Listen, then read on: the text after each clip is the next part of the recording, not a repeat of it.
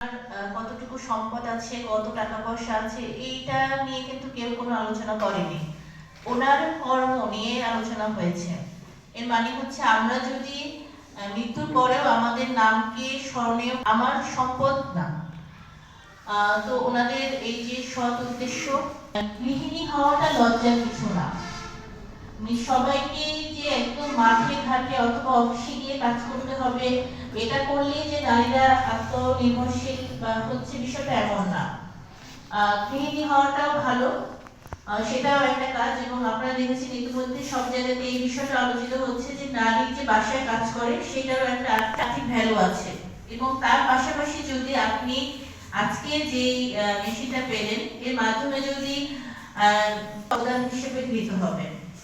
এবং আমরা দেখি যে আপনার নিজের টাকা দিয়ে যদি একটা গরু ছাগল কিছু কেনেন, এটা কিন্তু আপনার পরিবারের জন্য আপনার একটা বড় অবদান হবে। সেটা থেকে দেখা যাবে আপনার হাজবেন্ড কোনো ঝামেলা করলে আপনি সহযোগিতা করতে পারছেন, তখন কিন্তু আপনার নিজের কাছে একটা ভালো লাগা কাজ।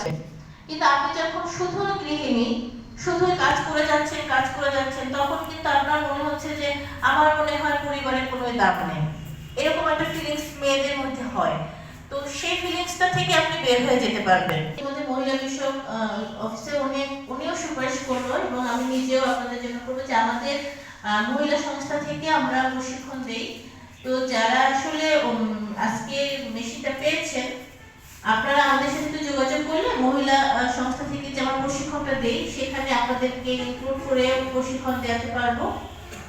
তো আমরা এ ব্যাপারে সাহায্য করতে পারবো। করে আমাদের যে বাংলা যে অঞ্চলটা, বাংলাদেশ, এখানে যদি আমরা ইসলাম ধর্মের প্রচারের ইতিহাসটা দেখি, সেই ইতিহাসটা দেখবো যে এই অঞ্চলের মানুষ যারা ইরান, আফগানিস্তান বা পাকিস্তান থেকে মাইগ্রেটেড, তাদের কথা আলাদা। তাছাড়া যারা এই অঞ্চলের মানুষ, তারা কিন্তু সবাই সনাতন ধর্মেরই ছিল। কেউ কিন্তু আমরা মুসলিম ছিলাম না, আমরা কিন্তু সবাই ডাইভার্টেড, মানে ইসলাম ধর্মকে গ্রহণ করেছি। এবং আমাদের পূর্বপুরুষ ইসলাম ধর্মটা গ্রহণ করেছিল।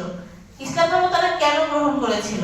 তারা কিন্তু মানে যে মুসলিম মনীষীরা এই অঞ্চলে ধর্ম প্রচারের কাজে এসেছিল, তাদের মহানুভবতা, তাদের ব্যক্তি চরিত্র এবং মানুষের প্রতি তাদের ভালোবাসা দেখে কিন্তু তারা ইসলামকে ভালোবেসে ইসলাম করছে।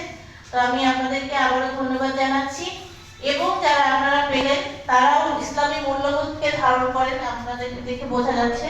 তো আপনাদেরকে বলবো যে ইসলামে বলেছে যে ভিক্ষাবৃত্তি করা যাবে না, হ্যাঁ, কাজ করে খেতে হবে।